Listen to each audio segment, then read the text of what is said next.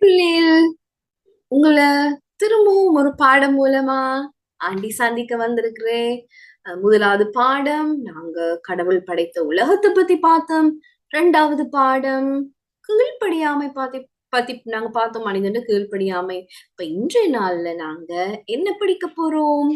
இன்றைய பாடம் 2 சகோதரர்களை பத்தினது. காயின், ஆபேல். இவங்கள பத்தி தான் இன்னைக்கு பார்க்க போறோம். இவங்க யாரு? நாங்க பார்த்தோம். ஆண்டவர் முதல்ல படைத்த மனிதன் ஆதாம், பிறகு ஏவாள். 2வதா படைச்சது ஏவாள். அப்ப நாங்க பார்க்கிறோம் ஆதாமுக்கும் ஏவாளுக்கும் பிறக்கிற பிள்ளைகள் தான் காயின், ஆபேல். காயின் அண்ணா, ஆபேல் தம்பி. சரியா? ரைட். அப்ப இவங்கள் என்ன நடக்குது அப்படின்றத நாங்க இன்னைக்கு பார்க்க போறோம். அதுக்கு முன்னால எத்தனை பேருக்கு அக்கா, அண்ணா இல்லாட்டி தம்பி, தங்கச்சி இருக்கு?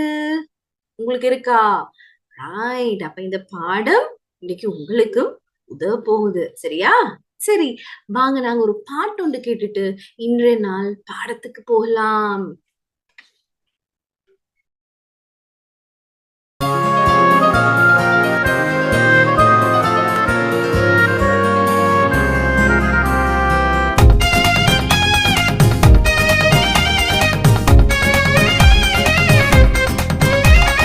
பெஸ்ட் பெஸ்ட் யாரு best best best best best யாரு பெஸ்ட் பெஸ்ட் பெஸ்ட் காயினா ஆவேலா யாருன்னு சொல்லு, காயினா ஆவேலா யாருன்னு சொல்லு. பெஸ்ட் பெஸ்ட் யாரு best best best best best யாரு பெஸ்ட் பெஸ்ட் பெஸ்ட். காயின் சிலவற்றை தேவனுக்கு கொடுத்தான், ஆவேலோ பெஸ்டை தேவனுக்கு படைத்தான். காயின் சிலவற்றை தேவனுக்கு கொடுத்தான், ஆபேலோ பெஸ்டை தேவனுக்கு படைத்தான். பெஸ்ட் பெஸ்ட் யாரு best best best best best யாரு பெஸ்ட் பெஸ்ட் பெஸ்ட்.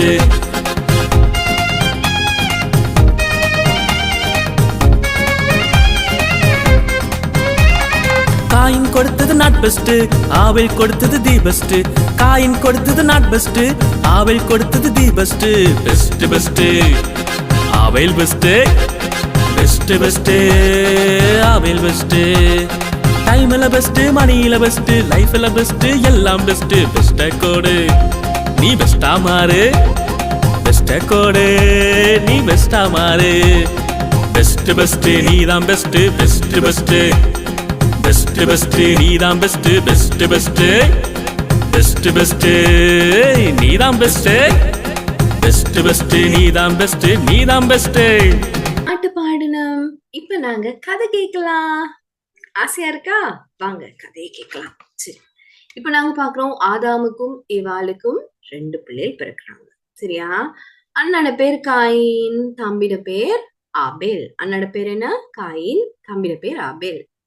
அண்ணா வந்து ஒரு விவசாயி. விவசாயினா யாரு? என்ன செய்வாங்க? மண்ணை பண்படுத்தி மண்ட பலனை எடுப்பாங்க. என்ன? பழங்கள், காய்கறிகள், பிறகு அதுகள் எல்லாம் எடுப்பாங்க. அப்ப தம்பி யாரு? தம்பி ஆபேல் ஒரு மந்தை மேய்ப்பவன். சரியா? மந்தை மேய்ப்பவன்னா அந்த காலத்துல மந்தைகள் எல்லாம் மேய்ச்சி கொண்டு இருப்பாங்க. சரியா? ரைட். இப்ப தம்பி வந்து ஒரு மந்தை மேய்ப்பவன், அண்ணா வந்து ஒரு விவசாயி. அப்ப என்ன நடக்குதுன்னு நாங்க பார்த்தா, இப்ப இவங்க தொழில் எல்லாம் செய்து ஒரு நாள் வந்து காணிக்கை கொண்டு வராங்க. அண்ணாவும் காணிக்கை கொண்டு வராரு.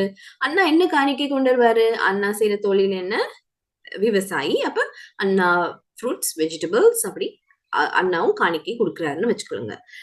தம்பி வந்து என்ன செய்யறாரு? தம்பி என்ன தொழில் செய்யறாரு? மந்தையை தானே மேய்க்கிறாரு. தம்பி என்ன செய்யறாரு? தம்பி மந்தையில ஒன்று கொடுத்திருப்பாரு. அதுவும் தம்பி ஒரு நல்ல கொழுத்த மந்தை ஒன்று பார்த்து அதையும் கொடுக்குறாரு. அப்ப ஆண்டவர் வந்து ஆபேல்ட கிஃப்ட தான் ஏற்றுக்கொள்றாரு. ஆபேல்ட காணிக்கையை தான் ஏற்றுக்கொள்றாரு. ஆனா காயின் காணிக்கையை ஏற்றுக்கொள்ளல. சரி, இது என்னதுனால அப்படின்னு நீங்க கேள்வி கேட்கலாம். கொஞ்சம் பொறுமையா இருங்க, ஆண்டி சொல்றேன். அப்ப இதனால என்ன செய்யறாரு? காயினுக்கு வந்து சரியான கோவமா. உங்களுக்கும் அப்படியே வரும் தானே? அம்மா இல்லாட்டி அப்பா, அண்ணா தானாலும் அக்கா தானாலும் நீங்க தம்பி தங்கச்சியா இருந்தா அப்ப உங்களுக்கு சரியான கோவம் வரேனா? அம்மா இந்த நாள் அக்கா தான் நல்லவன்னு சொல்றாங்க, அண்ணா தான் நல்லவன்னு சொல்றாங்க. இல்லாட்டி சில நேரம் நீங்க வந்து தம்பி தங்கச்சி தான் நல்லவன்னு சொல்றாங்கன்னு வைங்களேன். நீங்க நீங்க தான் அக்கா இல்லாட்டி அண்ணா, உங்களோட தம்பி தங்கச்சி தான் நல்லவன் பாத்தீங்களா, சொல்படி எல்லாம் கேட்டு இருக்கிறாங்க அப்படின்னு சொன்னா உங்களுக்கு என்ன செய்யும்? கோவம் வரும் தானே. எனக்கு சொல்றாங்க, இல்ல பாருங்களேன் தம்பி தங்கச்சி மாதிரி தான் சொல்றாங்க அப்படின்னு கோவம் வரும். சரி, அது மாதிரி எனக்கு என்ன நடந்துட்டு கோவம் வந்துட்டு, ஏன் கடவுள் வந்து தம்பிட காணிக்கை மாத்திரம் ஏற்றுக்கொண்டுட்டாரு, எந்த காணிக்கையை ஏற்றுக்கொள்ளலையே அப்படின்னு சொல்லிட்டு கோவப்படுறாரு. கோவப்பட்டா மாத்திரம் பரவாயில்ல, என்ன செய்யறாரு, அந்த கோவத்தோட ஒரு நாள் தம்பிய கொலை பண்ணிடுறாரு. சரியா? கொலை பண்ணிட்டு இப்ப இருக்கிற நேரத்துல ஆண்டவர் வந்து கேக்குறாரு ஒரு நாள். ஆண்டவர் நாங்க பாக்குறோம், ஆண்டவர் கதைச்சாரு தானே, உங்களாவே கதைப்பாரு. அப்ப காயின் கிட்ட கேக்குறாரு, உன் தம்பி எங்க?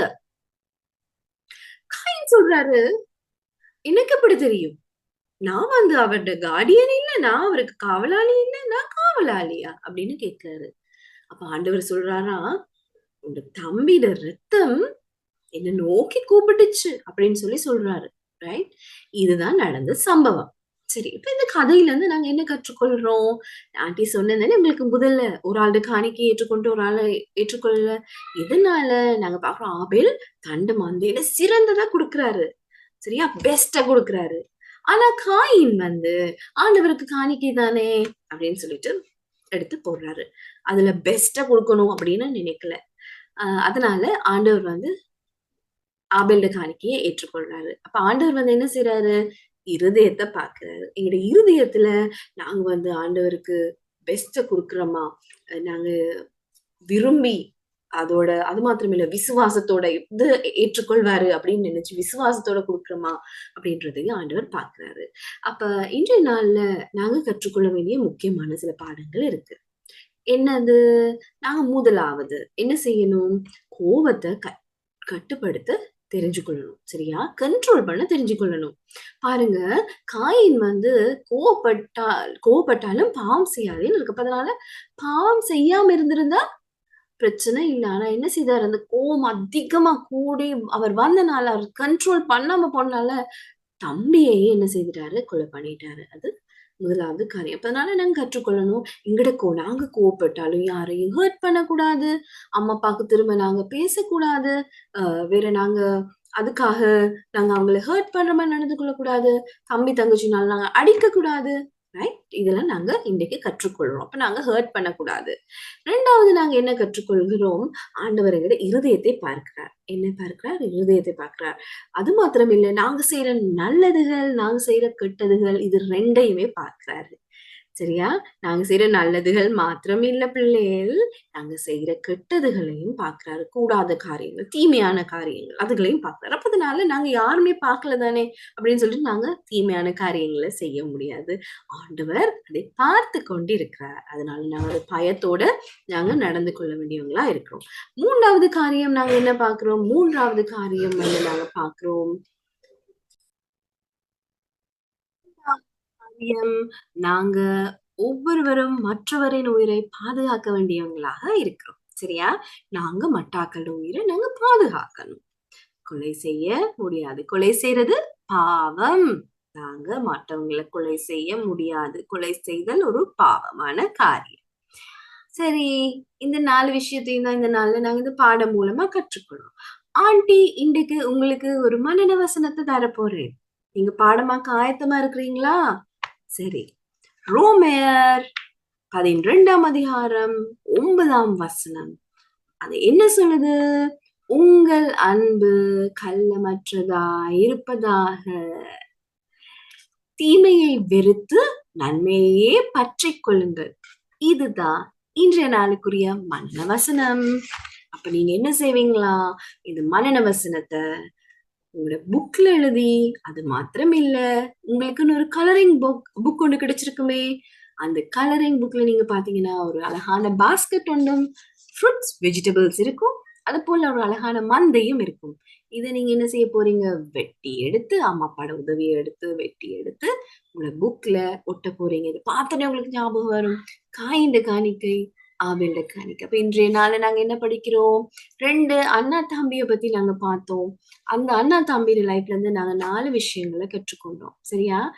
நீங்க அந்த படங்கள் ஒற்ற நேரத்துல கூட நீங்க வேணா அழகா அந்த மந்தைக்கு பஞ்சுகள கூட அழகா ஒட்டலாம். நல்லா அழகா இருக்கும். ஓகே. ஆன்ட்டி ஒரு நாள் உங்களோட புக்ஸ பார்த்தேன். அதனால நீங்க அழகா புக்க வச்சிருக்கணும். சரியா? சரி. அப்ப நாங்க இப்ப கண்களை மூடி நாங்கள் ஜெபம் செய்யலாம். அன்பான இயேசு சுவாமி, இந்த அருமையான நாளுக்காக உமக்கு நன்றி செலுத்துகிறோம். ஆண்டவரே, இந்த நாள்ல கூட நாங்கள் கற்றுக்கொண்டதன் பிரகாரமாய் எங்கள் சகோதர சகோதரிகளை அன்பு செய்ய எங்களுக்கு உதவி செய்யும். கொலை செய்வது பாவம் என்று நீர் இன்றைய நாள்ல கற்றுத் தந்தபடியினாலே உமக்கு நன்றி செலுத்துகிறோம். இயேசுவின் இனிதான நாமத்தினால் ஜெபிக்கிறோம். ஜீவனுள்ள பிதாவே, ஆமென். ஆமென். சரி. இன்னொரு பாடம் மூலமா ஆன்ட்டி உங்களை சந்திக்க வரேன். God bless you all.